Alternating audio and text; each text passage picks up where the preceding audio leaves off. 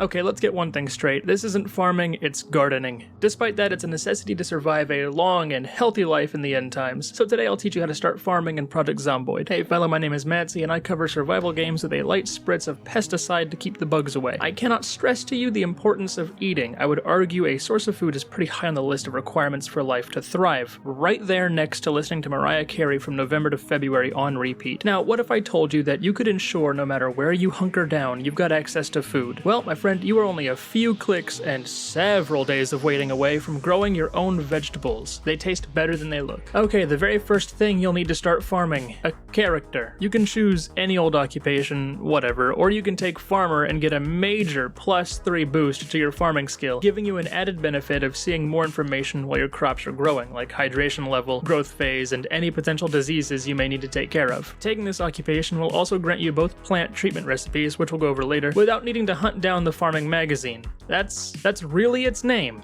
Okay, the farming magazine. Alright. You can also take the gardener trait for a +1 boost to farming, and this also grants you both treatment recipes from the start. So if you don't take farmer as your occupation, you can grab gardener and have those treatments ready. Using the right tools can be the difference between a good, long-lasting farm and a mound of dirt being trampled by zombies. Wait, no, that's a fence. We'll get into defending your farm soon, but right now, I want to talk to you about digging. God gave us hands to work with, and we sure are going to use them, but we're going to use them to hold the tools needed to get the job done much more efficiently than scratching and cutting our hands up trying to claw through the earth. If you can find yourself a trowel, shovel, or a garden fork, you're off to the races. Just equip whichever tool you want to use, right-click on the dirt tile you like the most, and select Dig Furrow. As pretty as it looks to have rows and rows of harvestable crops, you're actually going to want to space these out by about a tile or two. This prevents diseases from spreading as much, and it makes it harder for the occasional intruder to trample all your hard work. Another important tool in your arsenal is water. Naturally, plants need to be watered, and amassing massive stacks of water to keep your crops alive isn't entirely difficult if you get an early start, or if you live next to a body of water or a well. Otherwise, you need to grab as many containers as possible, preferably cooking pots and buckets, but those mugs you meant to donate last year will work in a pinch. And either fill them with water while you can still freely access it, or leave them all outside to collect rainwater, assuming you don't have a rain collector by the time the water shuts off. Okay, you have your land tilled, your buckets filled, and you've got seeds to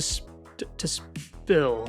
What do you mean you don't have any seeds? Alright, fine, get in the car, Shinji. Sheds typically have some sort of seed packet, but the mother lode is in warehouses. You'll find so many seeds in warehouses, you won't know what to do with them. That's what this video is for. Once you have the packets of the seeds you want to plant, you need to right-click them and select Open Packet. Now we're ready. Right-click on the farmed tile you've selected and click Sow Seed, and then whichever seed you want to plant. And now you gotta wait a while. A long while, because the phases of plant growth are slow and tedious, and you cannot view them until you're a higher level. On average, these bad boys grow at record speeds of 23 days.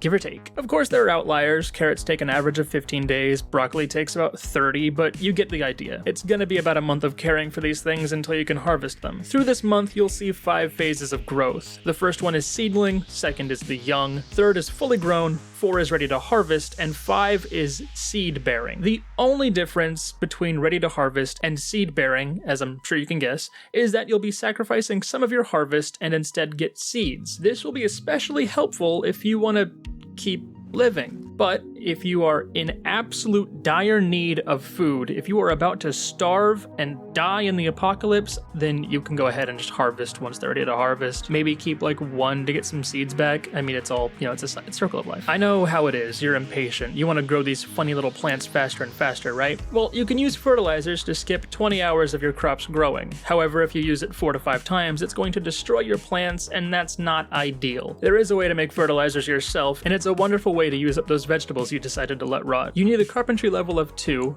5 planks, and 4 nails to build a composter. Then, you just dump your rotten fruits and vegetables into it and wait for your own homemade fertilizer to be ready. Every now and again, your plants are going to behave like children and get sick. I don't know what for, and I don't know why they think this will get them special attention, but it's probably got something to do with mildew, flies, and the fact that it will absolutely get them special attention. Alright, let's get your bratty kids feeling better. First, you need to determine whether they're afflicted by mildew or insects. Mildew will cause your plants to grow slower than normal, and insects cause your plants to consume an absolutely wild amount of water, like me.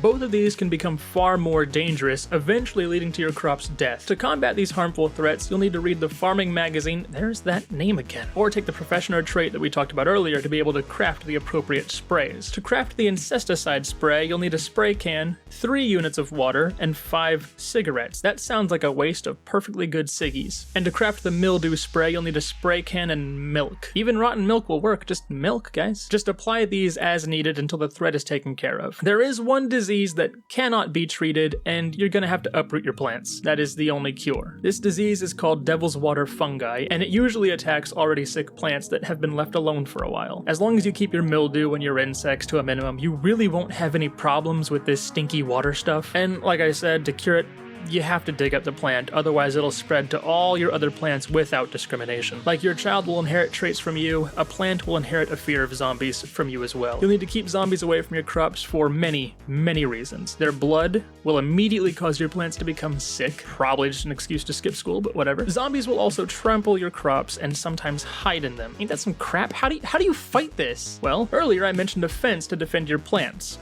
Let's talk about that. A fence is not gonna do a whole lot. Zombies can just, but a wall. Now that's some good defense. That's like a sports team level defense.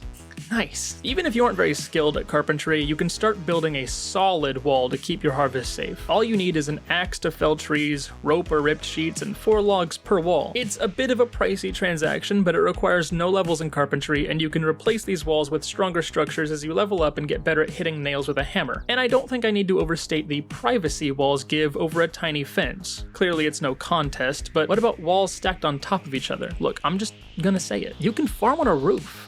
Isn't that nuts? All you need is a sack in your inventory and a shovel equipped. Each sack can hold 4 tiles of dirt. By right-clicking and selecting Take Some Dirt, sack. Then that dirt can be placed by right-clicking the tile you want to turn into dirt and selecting Spill Dirt, dirt bag. Setting up a farm on a roof, for example, can be extremely helpful for defending your food supply from zombies, but it's also helpful for growing indoor crops like carrots. These crops don't need to be watered as much and can survive off of minimum sunlight. It's also really good at destroying some immersion, but your mileage may vary there. The next few videos will most likely be a lot easier to make as I'll be focusing on spending time with my family for the holidays, but I don't want to leave you with nothing. So I am going to brave the harsh, never-ending winter. I hope to see you there, gamer.